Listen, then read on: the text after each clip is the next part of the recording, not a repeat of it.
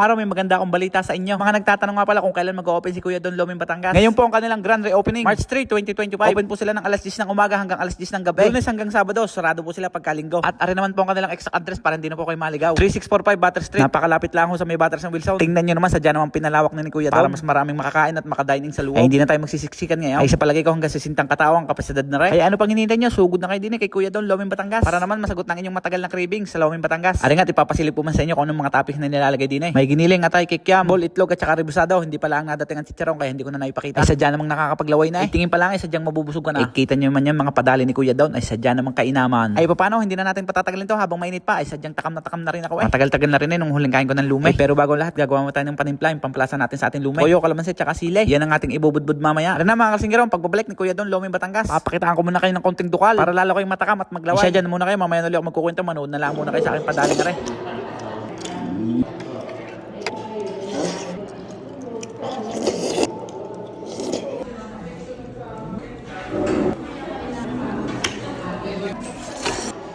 Ay sadyang solve na naman ang Batangan yung maglalasing. Ay parin na kayo kay Kuya Don Loming Batangas. Hindi lang sa may 3645 Butter Street. Maraming salamat po.